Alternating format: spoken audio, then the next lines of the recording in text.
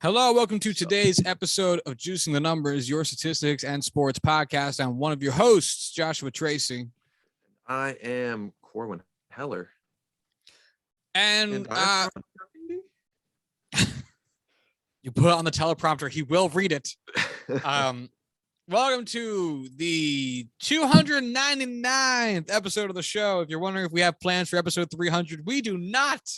That is far too much preparation to be expected in the midst of the holidays and everything involved in Corwin and my own personal lives. So get ready for a normal fucking episode on Thursday. I'm moving. I barely have enough mental capacity to deal. I have barely enough mental capacity to get genuine English sentences out of my mouth, let alone move and plan a celebration of something that we don't plan for already.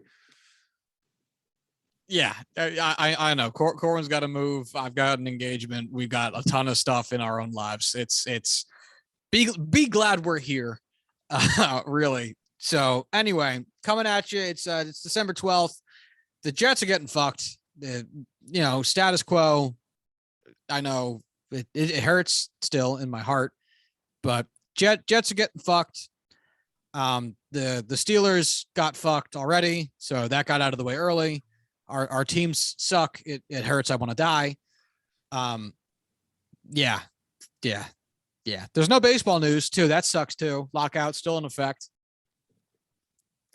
Oh well. Nobody's done any sneaky business to make the news and force anything. It's almost a shame. I was kind of hoping for some malfeasance. Yeah. The most exciting piece of news. Negotiating. Oh, that would startle me too much. I don't think we'd be good at it. I think like the biggest piece of news is that like D. Strange Gordon signed with, I want to say the Cubs. I kind of forget at this point. But because he didn't play in the majors last year, it counts as a minor league deal, so it's still allowed to happen. That's all we're getting. We're getting a bunch of minor league signings that are getting pushed as major league news because there is no major league news. Touche. You got me there. There's only one baseball topic that I have seen debated over the Twitter sphere in recent weeks because Hall of Fame voting is still going underway. And there's been some weird lines drawn. We don't have to spend a lot of time on this, but people who vote for Bonds but don't vote for A-Rod, we'll say. And I don't know if I get that. Mm-hmm. Or like John Heyman turned in the weirdest ballot the other day. That was Barry Bonds got a check. Roger Clemens did not get a check. And Curt Schilling got a check. And I don't understand what that is. And we don't have to skewer Heyman specifically too much on this. But like where people draw their lines is confounding. I think we should. Oh, go ahead. I don't really have much to say, per se. But fuck that guy. I'm so sick of his face showing up on my Twitter feed, even though I have unfollowed him. I know. I don't follow him either. He's just fucking there. Oh, wait, now I have to wonder if I follow him. I might follow him. Yeah, because he breaks news. About my confidence. Yeah, I'm not confident. I dislike him greatly, but he does get scoops because he's a mouthpiece for, actual people.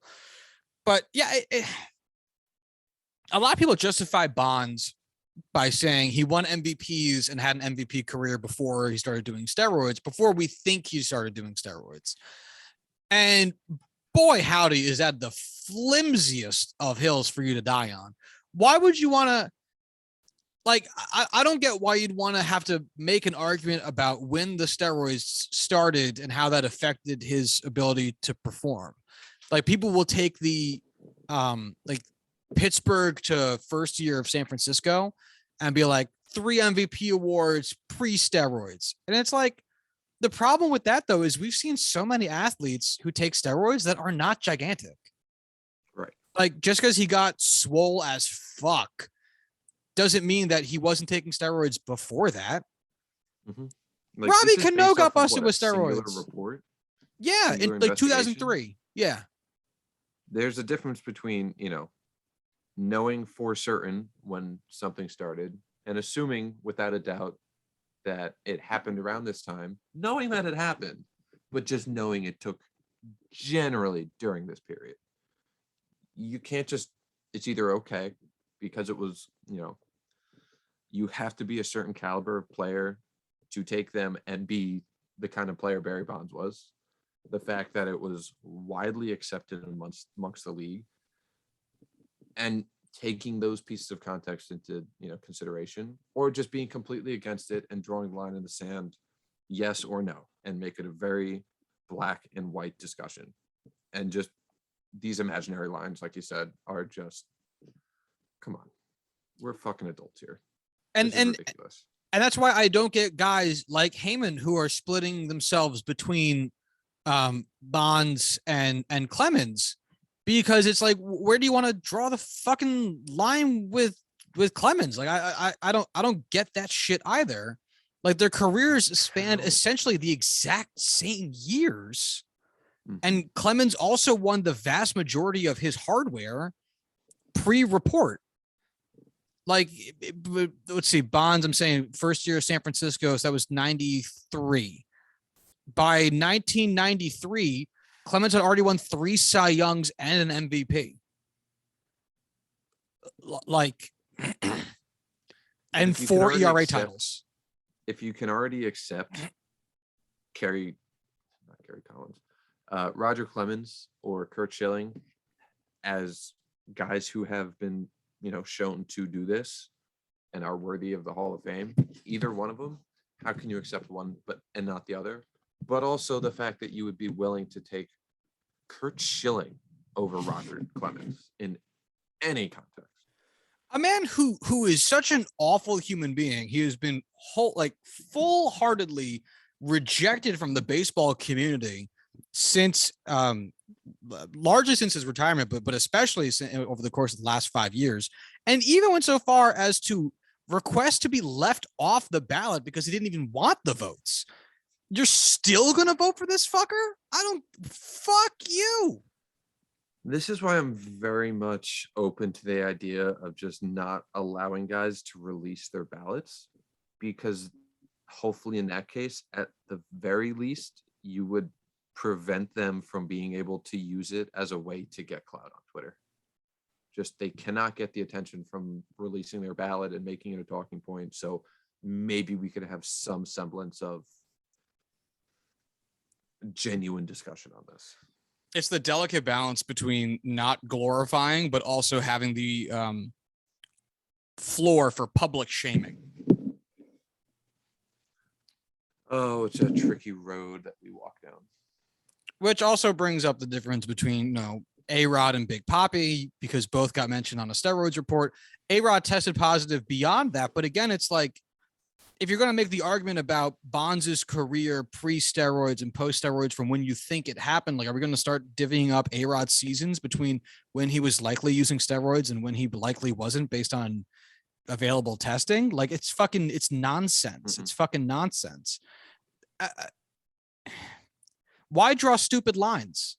And also, A-Rod's such a better player than Big Papi. Look, everyone loves David Ortiz. David Ortiz seems like a lovely man. Lovely.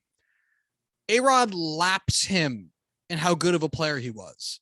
Mm-hmm. So the fact that if we're going to take into account a ludicrous number of factors, and we're going to be looking at steroids reported usage, both guys already checked that box, and then we're going to look at the actual performance. I mean, David Ortiz is a fraction of the player A-Rod was. A-Rod had almost 700 home runs with 117 WAR. David Ortiz had 55 with 541 home runs and was a DH versus A-Rod's shortstop and third base. Like, it's not even close. It's not even close. Don't get me wrong. Don't take that as me saying, oh, Big Papi shouldn't be a Hall of Famer. Absolutely is. But again, I don't know how you can accept one but not the other. Exactly what you're saying. Right. Or how you can accept a pre-steroids version of Bonds, but not then divvy up all of the seasons A-Rod was not suspended from steroids use to count those as his production, because he'd have more WAR. He'd have more WAR than David Ortiz if you took away every season he had a suspension or showed up on a positive showed up on a report about steroids usage, he would still have more WAR than RTs. If you even broke it down like that and argued, oh, we're only doing the non-steroid years of Barry Bonds, would he have 10 years to be eligible for this vote? Excuse me. I'd imagine he would still. But and again, it brings up the point of like, why? What's the fucking difference? 10 years would be 1996, which would be his 4th year in San Francisco. And like, that's the thing. Was he using steroids? There wasn't a report on it. Does that mean he wasn't actually using them? Who the fuck knows? Who the fuck cares? There's something to be said about, a guy getting this kind of hate for testing positive in 2021 when there's very clear testing and a very clear line in the sand about whether or not it's allowed.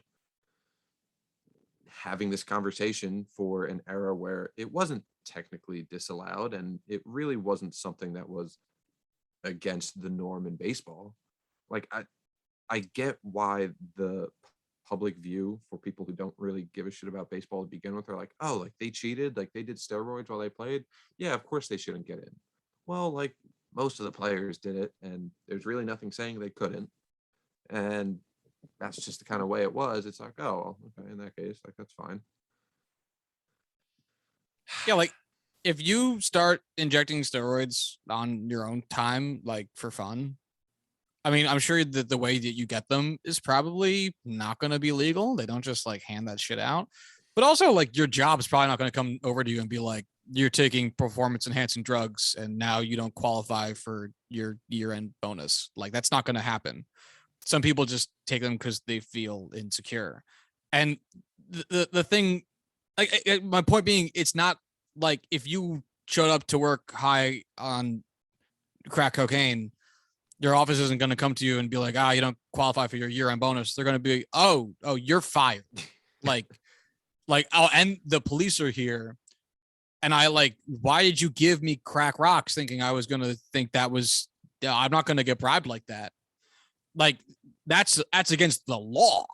You're probably not going to go to jail for just like taking steroids on your own time. Again, probably not going to get them legally. You're probably not going to go to jail.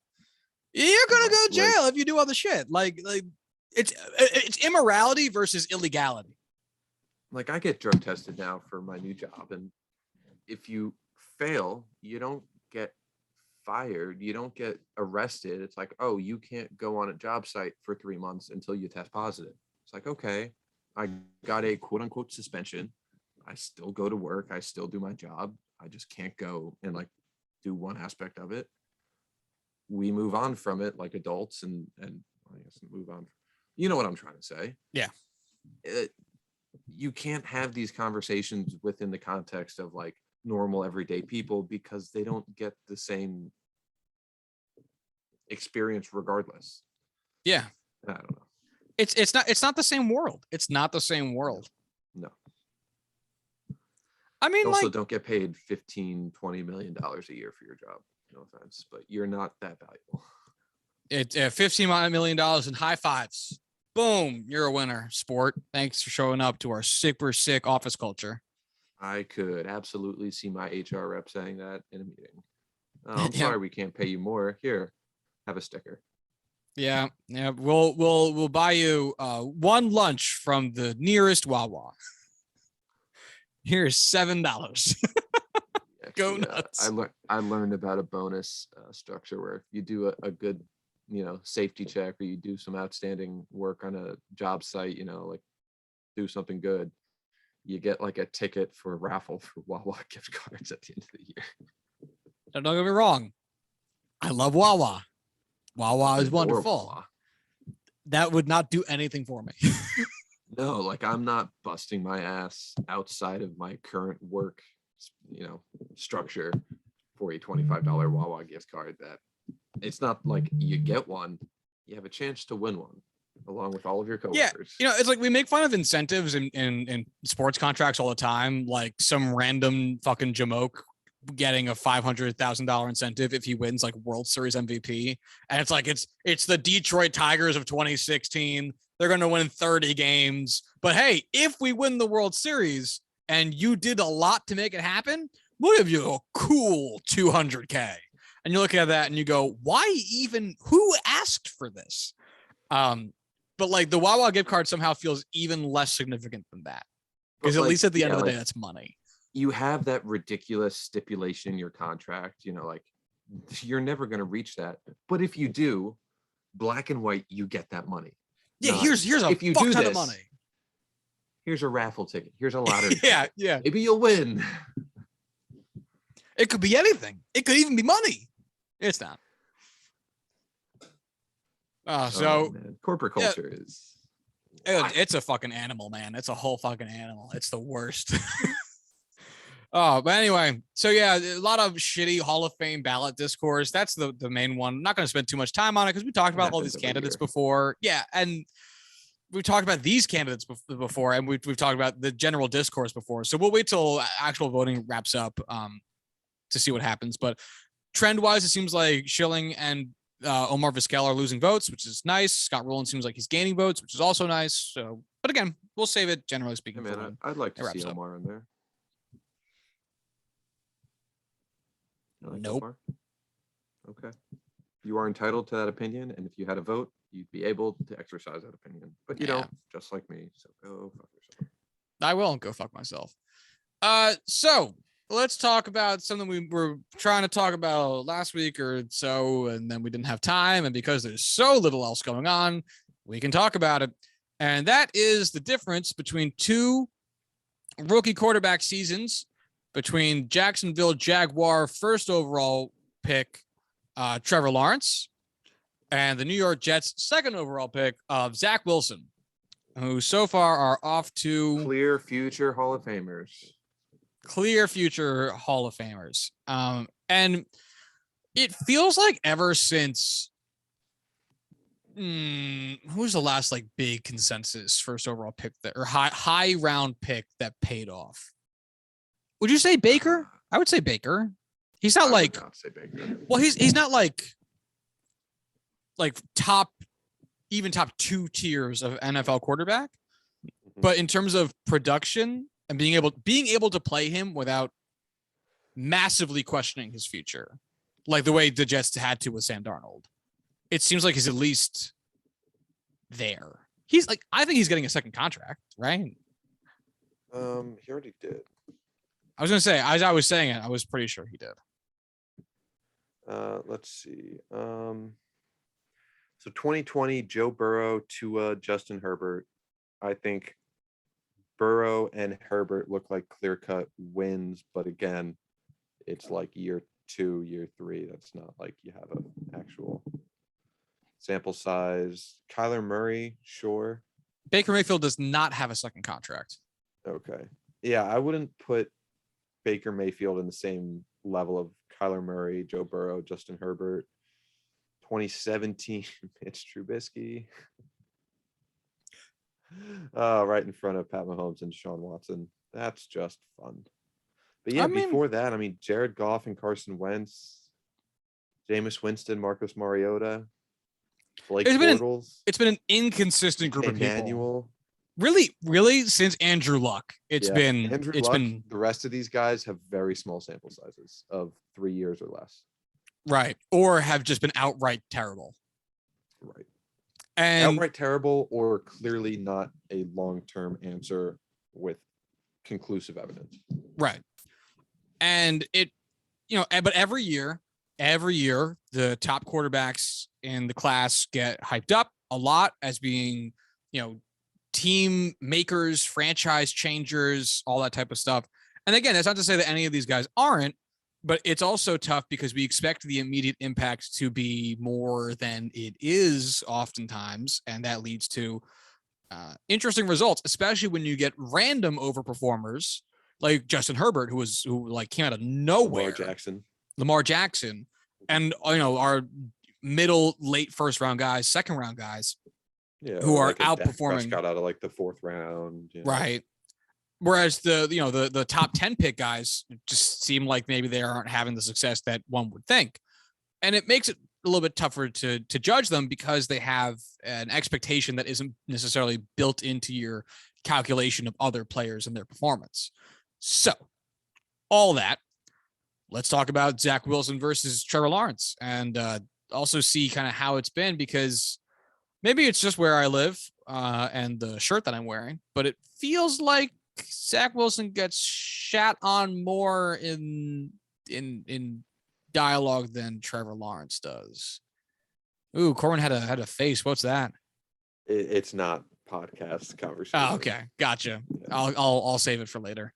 Yeah. So let's start with, where you want to start, Zach or Trevor? First pick or second pick? Let's start with Trevor. All right. Pick. Trevor, first name basis, really cool cat. Trevor Lawrence so far this season, this is not counting today's game. I can give you today's stats in a minute though. He has played 12 games, started all of them. He is 2-10. He has attempted 426 passes. He has completed 247 of them. That's a 58% completion percent. That's not great. He has 2,514 yards, which let's see what the pace is for that actually, because he's gonna have more than 3,000 by the end of the year. But does he break 4 with that? I don't think so. Times 17 now, 3,561 yards. He has 9 touchdowns and 10 interceptions. His yards per pass attempt is 5.9. His adjusted yards per pass attempt is 5.3. Yards per completion is 10.2. Yards per game is 209.5. He has a quarterback rating of 72.3 and a QBR of 33.6. He's been sacked 22 times for 126 yards. So for me, the stat line is obviously not like stellar, but this is also a bad team with a bad roster and a first-year quarterback and not the greatest coaching situation. So these stats aren't great, but they're not horrible. They're not basement level horrible. Yeah, I mean, it's one of those things where you look at what he's doing with the talent around him here on the field, and you look at what a guy like Gardner Minshew was able to do with the same, if not worse, talented, skilled players around him, offensive line in front of him, that kind of stuff. And he was able to do more, granted, with a skill set much more fitting for being around such a not great team. But I mean, for me, like, this has to go down to coaching, right? Like, with all of the shit that we've heard about the coaching staff in Jacksonville, just how much the team has just universally hated Urban Meyer and just hates working with Urban Meyer. Like, for me, that's why I'm not necessarily worried about Trevor Lawrence. Yes, the production is concerning. Yes, the team around him is concerning. But my goodness, I think it's the Urban Meyer experience at this point. He has just seemed like a truly awful leader of men. And it's very clear from the writing on the walls that he is on his way out. So I'm not too concerned about this being a future issue. It's like one of those things where it's like, oh, if Sam Darnold can get away from Adam Gase, he might have a chance. But it was about 3 years too late to get away from that man. Yeah. It's kind of a big deal to spend such a significant portion of your career with someone who doesn't develop you. I think if Trevor Lawrence, after what we saw, like, don't get me wrong, Sam Darnold was a very good prospect coming out of college. He had not shown anything compared to what Trevor Lawrence showed throughout his entire, 3 years as a starter at Clemson. Darnold had like one really good game in the Rose Bowl, and Trevor Lawrence had every good game he started. So I'm not worried nearly as much as some people probably are, just because, hey, again, I'm also kind of one to always hold out hope on guys that I like coming into the draft. But yeah, I mean, those are my thoughts.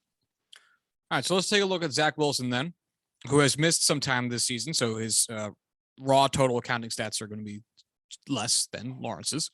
He has played in 8 games so far this season, has a record of 2-6. He has 243 pass attempts and 141 completions, which just means that he shares a 58.0 completion percent with Trevor Lawrence, exactly the same. But significantly fewer yards, 1,000 fewer yards to be exact. He has 1,500 yards, 1,539, 6 touchdowns, 11 interceptions, 25 sacks for 211 yards. His yards per pass attempt are higher than Lawrence's, 6.3 versus 5.9. His adjusted yards per pass attempt, which factor in both touchdowns and interceptions, which Wilson is on the raw end of both of those, puts him lower than Lawrence's at 4.79. His net yards per pass attempt is also lower, 4.96, because of the aforementioned touchdowns and sacks. Yeah. This to me, great. No. I've obviously watched a lot more of Zach Wilson than I've watched of Trevor Lawrence because, Jets fan. He's figuring it out. I actually, the interceptions sucks. And a lot of the interceptions look like a misjudgment of his physical capabilities given the speed of the game. But those are the interceptions I think I mind the least, because he will learn like, oh, I can't do that. One would think like it's not horrible judgment. Well, it ends up showing it's bad judgment because you couldn't physically do it. But it's not that he, I don't think learning the game versus he's learning the game speed versus just making guessing poor, objective decisions. Right, like it's not like he's throwing into triple and quadruple coverage. Obviously, he has. I think everyone does that eventually. But a lot of the interceptions are overthrows or underthrows because he misjudged speed or distance, and again, that's going to come down to picking up on the physicality of the game at a higher level than you were just playing it at. So I forgive those, but it leads to an ugly stats page. That's for sure. And I think there's definitely something to be said about how many of those interceptions have just gone through the hands of the people he's throwing them to. Oh, yeah. It's very clear that there is some just bullshit happening on the field because of, don't get me wrong. I thought the Jets receiving core was going to be a lot better than it kind of turned out to this year, even with, Corey Davis getting hurt. But man, some of those early games before, what's his name? Elijah Moore came out and really broke onto the scene. It's tough. It is a tough look. Yeah, it really is. So let's get a little bit more granular with it then. So we're looking at intended air yards. What'd you say? I don't know what that word means. Granular? Yeah. More in the details. Thank you. Yeah, I got you. Like think like grains of sand or grain like sugar, So coarse, rough, gets everywhere. Yes, just like sex with me. Yeah. Sorry, I didn't want to say it, but fuck, it was such a layup, and I hated the fact I just said that while being recorded. As it hurt me to comedy. As a lover of that style of comedy, I'm happy you said it, but it's just like that reaction you have to have. I've regretted it. I regretted it while I was saying it. So, but I'm gonna leave it in because if you've been around me really at all, I've done the same. Yeah. It happens to the best of us. All right, so looking at intended air yards so we can get a feel for how much these guys are airing it out. So far, Zach Wilson has completed 1,539 yards and has intended air yards of 1,989. So he's exceeded his completed yards by about 400 yards. Now, that's not a lot, but that also, that regular passing yards number includes yards after the catch. So of his intended air yards of 1,989, huh? Does it really? Intended air yards includes his yards? No. His completed passing yards. Okay, that makes sense. So of his 1,989 intended air yards, he has completed 917 actual air yards. So he's getting about 600 yards from his the receivers doing work after the catch. So let's see what that actually is as a percent real quick for my own sanity, because now I'm staring here looking at it. 917 divided by 1539. So about 60% of his total yards come from the air. Looking at Trevor Lawrence so far this season, again, he has completed 2,514 yards. He has attempted, or intended, I should say, just about 3,400 air yards and completed 1,321, which means he is getting about 1,200 yards from his receiving core after the catch. And that means that 25-14, about 53% of his total yards are coming from what he's done in the air. So on an efficiency, as a percent of the yards being the work of just the pass, and obviously the pass leads to more. Did you lead your receiver so they have room to continue running? Or did you throw behind their back shoulder so they have to basically come to a dead stop to receive? Mm-hmm. We understand these things. But in terms of where their raw stats are coming from, the work of the quarterback in the pass or the work of the receiver in the run, right now, Zach Wilson has more air yards, more work just from his end of the production than Trevor Lawrence does, but not by a hardly great amount.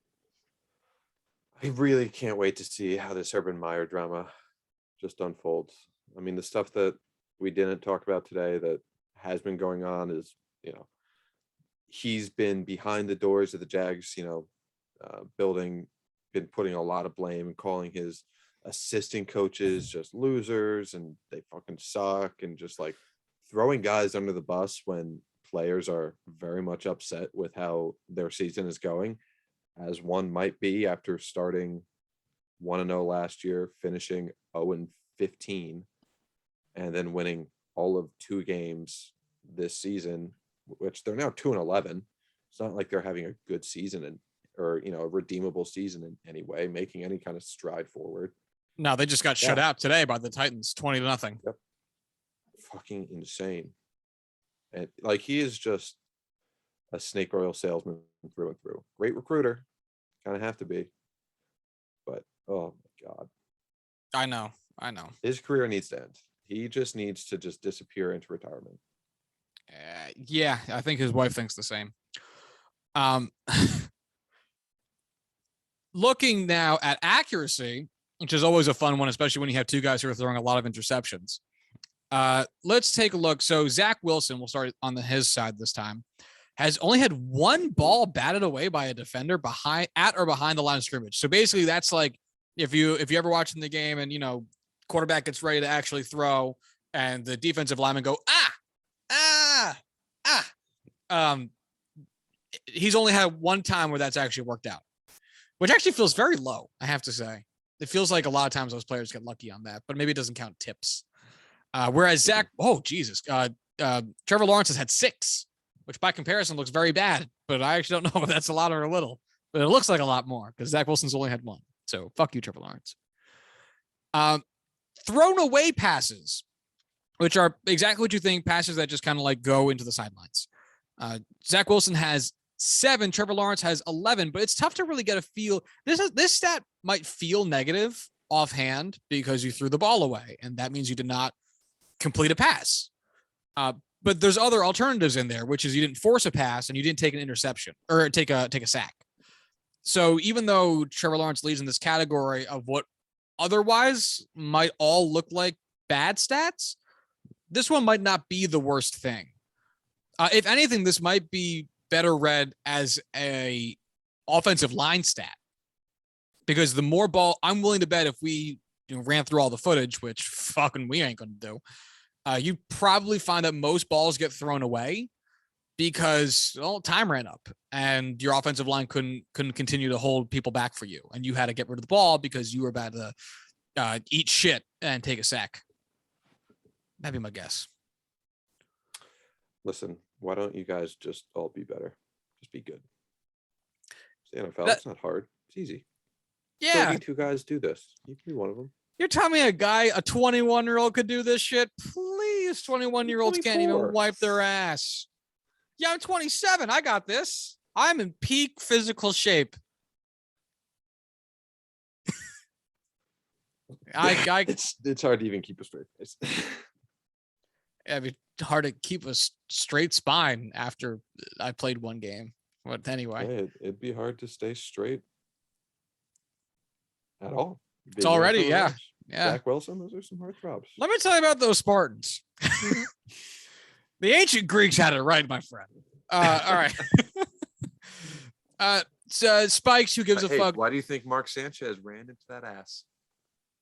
Couldn't stop himself. He saw a familiar meal and went face first into it.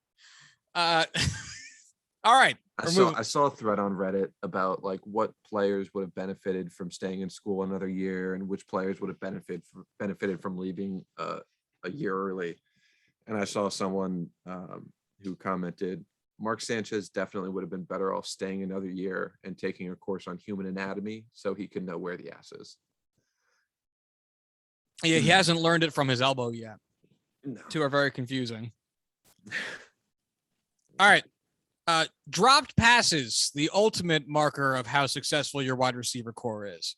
So far, Trevor Lawrence on the season has 20 dropped passes in his 12 games and 247 pass attempts for a 4.8% drop percent. So if Trevor Lawrence airs the ball up there, there is just about a 5% chance that his wide receiver just fucking drops it.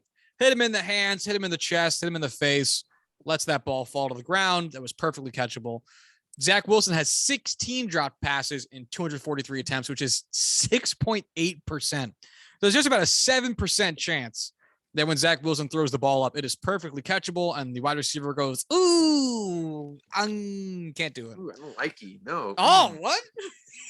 I got thrown that. And let me tell you, 7%, that's a lot. That's a lot. That's too many. That's a big number.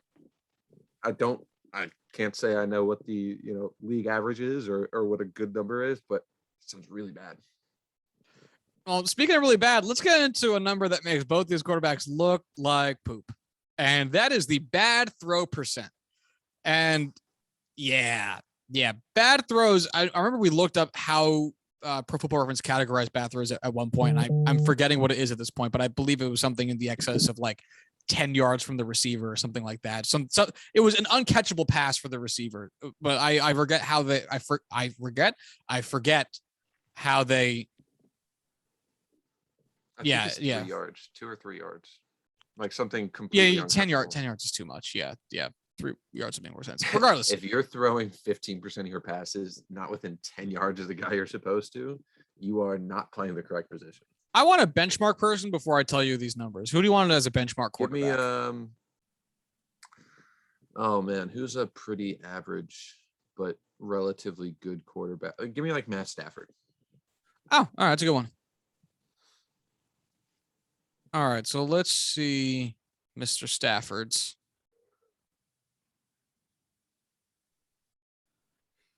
Okay, yeah. It's definitely bad then. Okay. So, Matt Stafford this season has 82 bad throws, which is about 18.9% of all his throws are bad throws. All right. 18.9. High for what I would have guessed, but hey, it makes sense. Yeah. Matt Stafford, who has 438 pass attempts. So there's your 82 bad, and then it's 18.9. Trevor Lawrence has 17 more bad throws in 12 fewer pass attempts. So he has 99 bad throws, which is good for about 24% of his passes. Zach Wilson, not much better. 54 bad throws in 243 attempts, which is 23% bad throw percent. So when one of these bet. two motherfuckers chucks the ball up in the air, there's basically a 1 in 4 chance that throw is horrible. That's really not good. No, that is definitely what the kids would call bad. Yeah, all the kids would call that bad. All my friends call that bad. Now on target, bad throw percentage. I found a chart. Guys like Drew Brees, Derek Carr, Ryan Tannehill, and Teddy Bridgewater in 2019 were all below 12.5%. Matt Ryan, Dak Prescott, Phillip Rivers, Kirk Cousins were around 15. Most of the pack was around 17.5, with the real echelon of bad players above 20. What's the highest that you see? Aaron Rodgers. Well, Aaron Rodgers also attempts a lot. It's like errors for Platinum Gloves winners. Like you do attempt a lot of passes no one else would. Right. And it's a graph of average depth of target and bad throw percentage. And it's a pretty, consistent line. Aaron Rodgers is, above the line in terms of attempts versus bad throw percentage. So not great, but not, you kind of, it also is a down year for him. Right. All right. So looking at on target throws, which basically say, according to Pro Football Reference, would have hit the intended receiver if they didn't get, we'll say like defended or what have you. Zach Wilson, 167 on target throws for a 71.1% rate, and Trevor Lawrence, 281 on target throws. That's a 67.9% rate. So Trevor Lawrence is currently throwing more throws poorly, so making more bad passes and fewer good passes than Zach Wilson, though neither of which really by a horribly impressive rate. For our comp here, Matt Stafford, 76.1% on target percent. So he is higher, more good throws, fewer bad throws than both these guys by a pretty decent amount, honestly, all things considered. And seeing one of the fewer drop rates of the three, but that's how you get a lot of interceptions. That's how you got a lot of interceptions.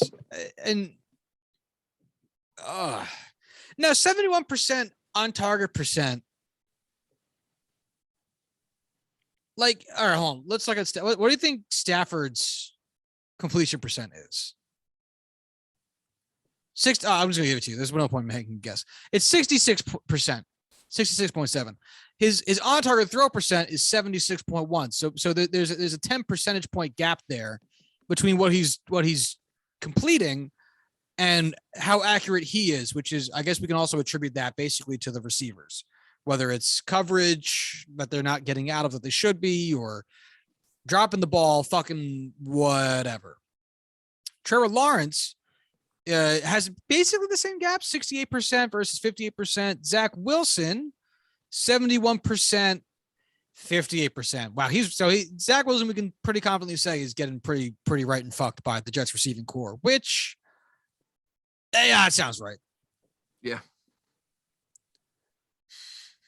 Yeah, that sounds about right. There are good things ahead, having a healthy Corey Davis, having a year or two Elijah Moore, having, what other guys they're able to fill in with the boatloads of money they have available and draft picks galore. Things are looking ahead. But yeah, that's a bad team this year when he was playing. Now, how would you feel about these two players if you didn't know the names? Probably pretty bad. Context isn't great, or context is huge.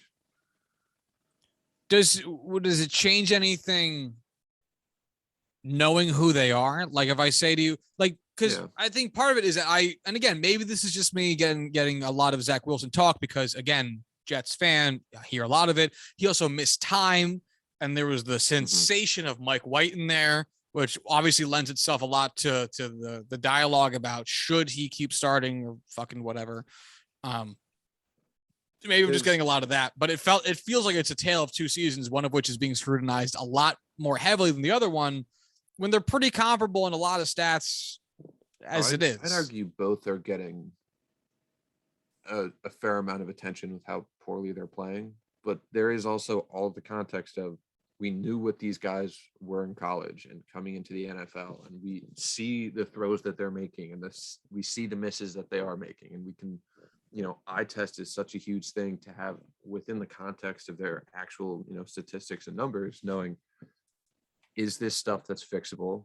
Is the cause of these numbers him throwing it up like Jameis Winston, or just the context of, man, like these are misses that are going to, what's the term for it?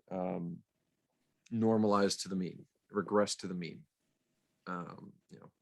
I think positive regression is in store for both of these guys. And, I think it'll be made easier with the right pieces and right changes being made in the offseason. Like the Jets, I have faith in their coaching. I have faith in the receivers that they do have and being able to kind of build around Wilson in the future. I don't have any faith in the current coaching staff and much of the receivers in Jacksonville, but I trust that they can see that that is a serious problem and can be addressed, and apparently much sooner rather than later. So those are a lot of the reasons why I'm still optimistic about both of these guys. So let me ask you, they haven't proven that they can't. They've shown that they can, but they haven't proven that they can't. So let me ask you a question, basing this off of the progression we've seen from year 2 of Joe Burrow, because it's kind of it's a very non-linear case of progression that we've gotten from Burrow here in year 2. We haven't, I think, talked about all season really. And so far, Joe Burrow this season, what'd you say? Corwin?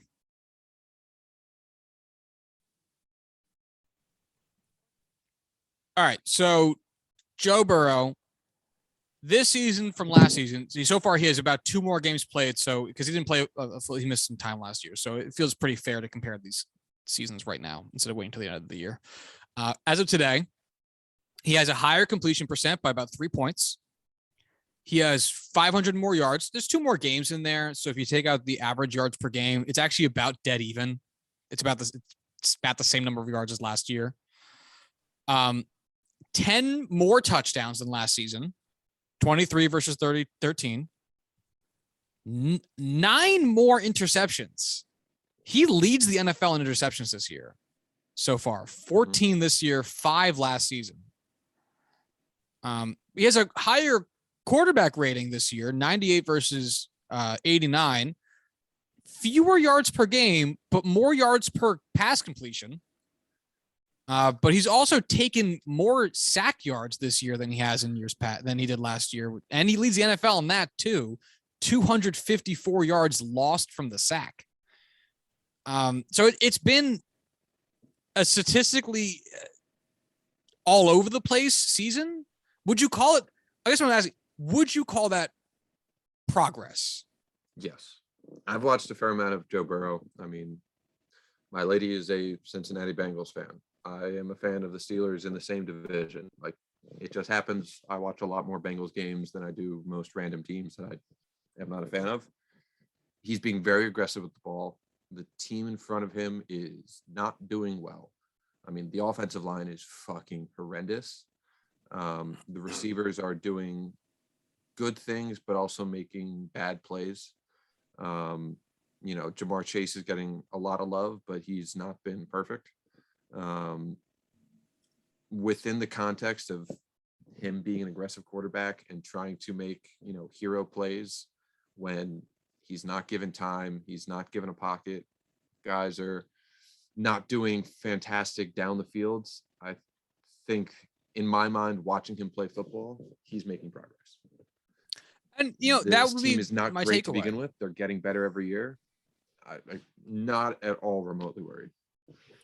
Yeah, I mean that would be my takeaway here too, because I know it's tough to look at the interceptions, like leading the NFL in interceptions, and saying that there's being progress made in the same season, but interceptions come with being aggressive, and there's no quarterback that's ever going to be looked at as a great quarterback that is not aggressive with the ball. You just also have to be careful with it and not turn it over, and that will come with you knowing what you can and can't get away with. Which is something that we all learn if you've ever, even at the high school level. I know a lot more of us have been high school athletes than college athletes in our lifetime. you have to learn what you can do.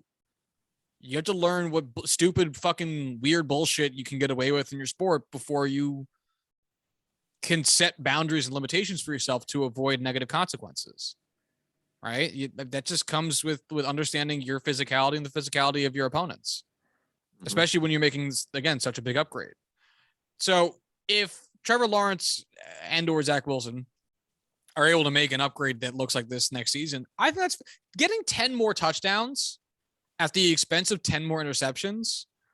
Obviously would make for a very ugly stats page, but it would be very encouraging. I have to say. Jameis Winston special. The Jameis Winston special. Yes, by the way, Zach Wilson's box score is going to look a lot worse after today. Really? 19 for 42, 202 yards.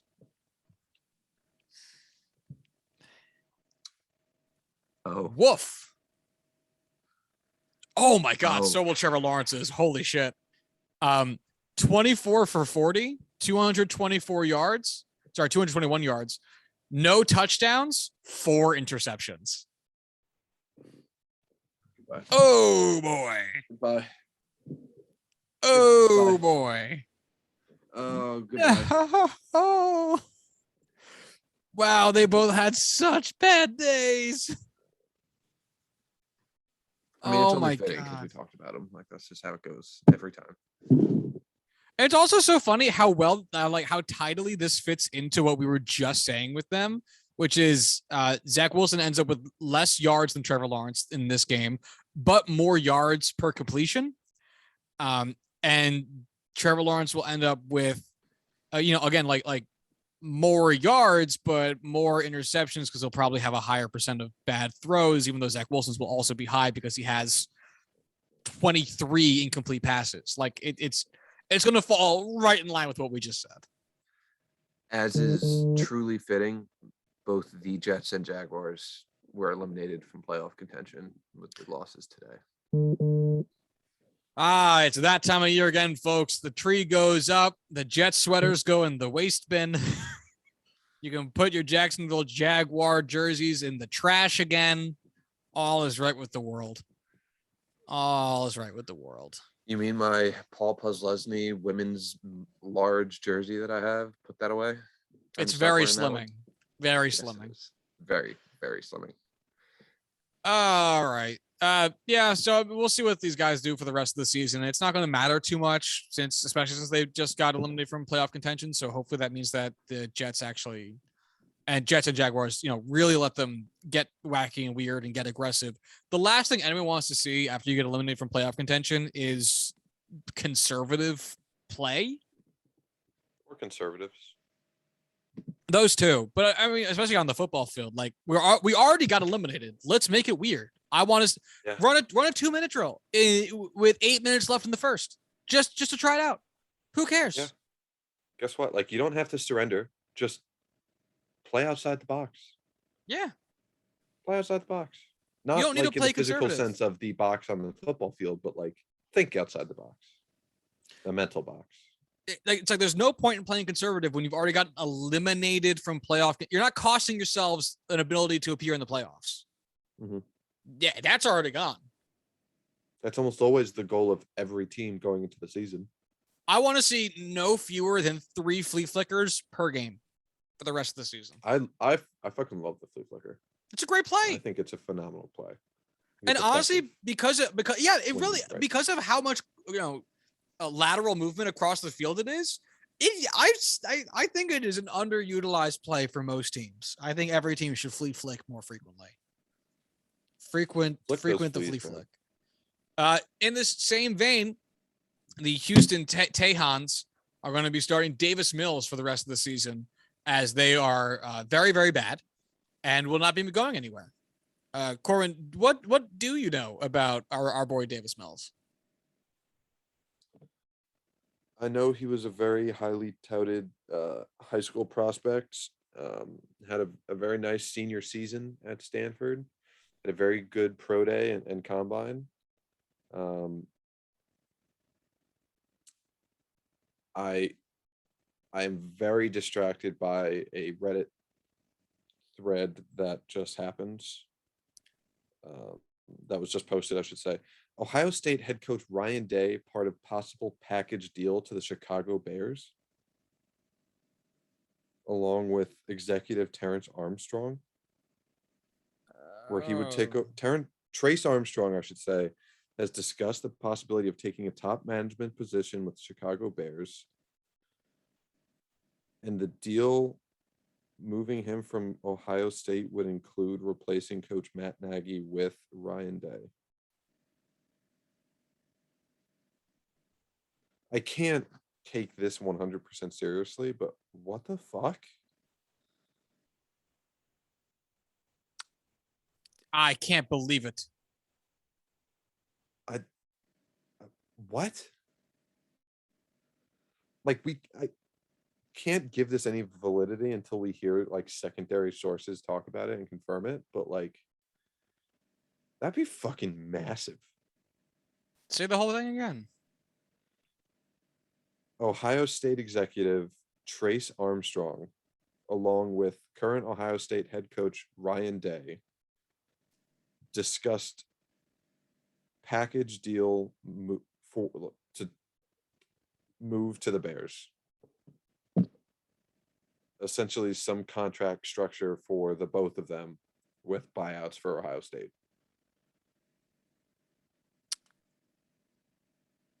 Huh.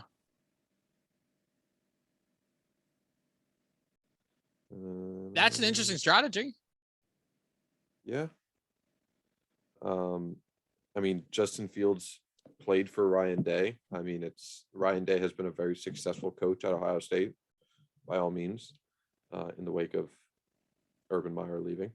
But that would be pretty fucking massive of a deal and transition. Yeah, those buyouts would be colossal. Oh my God, I couldn't imagine.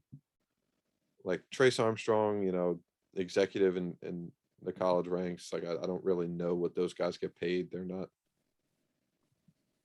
public in the way that head coaching salaries are, but I know Ryan Day would have quite the buyout on his deal. I mean, we gotta be talking millions of dollars, including whatever they end up shelling out as their salary after that for a new contract. But yeah, so all that being said, Davis Mills, I'm glad they're giving him the chance before they, have to go into free agency in the draft to see what they got. Yeah, fuck David Mills now. I don't even care. All right, well, we've been going for a while. Let's wrap up with the little bit of somber news that we have. Four-time Pro Bowler, Super Bowl champ, longtime Denver Bronco, and 1 year of New York Jets football that I completely forgot about. Demarius Thomas passed away this past week, horribly suddenly and very, very young at the age of 33. Apparently, from what I saw, he had seizures. He had something along the lines of he had like some issue in which he was having a lot of seizures. He had a head injury, a concussion, I believe, with the Jets in 2019, that led to more and more frequent seizures and just long-term lasting health issues. And they weren't going to make this information public, but it was leaked out to the media, and it was just a statement that had to be made of he had a seizure when he was in the shower, and it resulted in him passing. And it's just one of those circumstances where seizures aren't exactly, a normal everyday occurrence that are totally fine and, manageable. Like it's a very big deal. And it was a situation where that's probably one of the worst places to have one, especially inside your own home. So it's fucking awful news. I mean, Demarius Thomas was a huge star when we were really, when Josh and I were sitting on his couch together watching football, part of such a great quote unquote dynasty when Peyton Manning was there, going to the Super Bowl, winning the Super Bowl. He was putting up some truly insane numbers while he was there. He was the top dog. Genuinely a guy I think should be included in the Broncos Ring of Honor, whatever their, terminology for it is. Just absolutely everything I've heard about him in the wake of this, tragic passing has been yes, like we can talk about the stats and how good he was for us and, his play on the field all you want, but it is just pales in comparison to who he was as a person and teammate and just inside and outside the locker room. Just tragic. It's overplayed. It's a little cliche to refer to it like this, but it's hard not to just call it such an awful tragedy. Yeah, but by all accounts, his charity work, the work that he does for his hometown, the work that he's done for a lot of the small towns in Georgia. There's a Demarius Thomas Day in Dublin, Georgia, because of the work that he has done. By all accounts, he seems like he was truly a wonderful person, and it also comes at such a awful time. He had just retired from the NFL, and we often think like, a guy retires from a sport and then he no longer exists. Like he leaves the sport and then his name isn't mentioned in my daily fantasy updates, and he's just spending time with his family, so he's not on a news radar. So therefore, the lack of object permanence results in him not being a real person anymore. And the reality is that's the start of that man's life. Up until age, whatever his last season was, like 31, 32, Yeah, something. all he did was play football. Or all he was really focused on, I should say, was the career in football. It's a very structured, regimented, dedicated profession that he set himself up to. The whole aspect of doing this in your prime years and young life is, yeah, you have a lot of time in the off season, but you're dedicated to this game if you want to play at an all pro level like that, and you make up for that by having hopefully a long lasting life outside of football once you retire. It's a goddamn shame that it played out the way it did.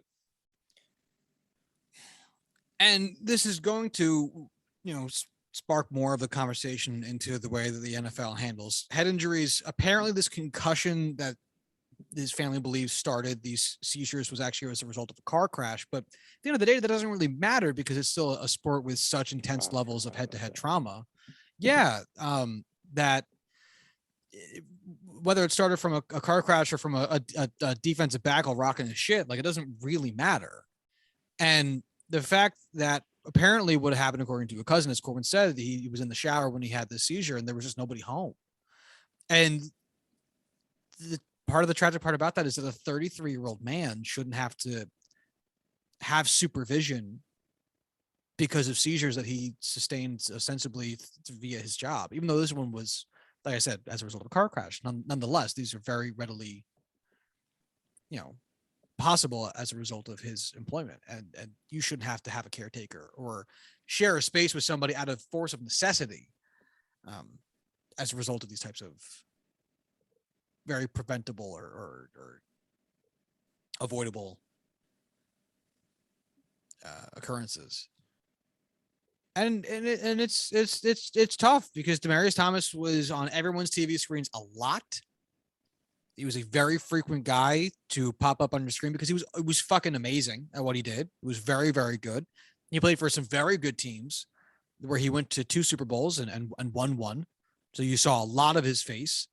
He's one of the few guys, because Corwin and I always talk about players not being able to recognize NFL players because they wear masks that cover their face so much, and it's tough to pick them up. He's one of the few guys I think a lot of us could actually pick out on the street because of how much he was on how much he was on your screen. You could absolutely pick him up. And, we've been seeing stories and articles shared about him all week. He did so much work, as so many NFL players are so great about doing. And Demarius was among them in making sure that he did a lot for charity and a lot for organizations that represented issues that he cared about. And it is horrible and tragic and unfortunate to have this be a story so close to his birthday, but we wanted to take a moment to commemorate Demarius and his life. Absolutely. Plus, 80 great name. Rest in power. Demarius Thomas. That's an amazing name. Oh, 70 great name. Wonderful. Him name. and Julius Thomas, the Thomas combo. It's a good time. It's true. Good time for football. All right. I know it's a bit of a downer, but we'll close on that. Yeah, we gotta get moving over here. So if you want to follow the show on Twitter, you can do so at JuicingPod. If you want to hit us up via email, you can do so at juicingthenumbers@gmail.com. If you'd like to hit up Corwin on Twitter, you can do so at Corwin Heller. If you'd like to follow myself on Twitter, you can do so at Joshua D. Tracy. And until Thursday, y'all have a good one. Bye.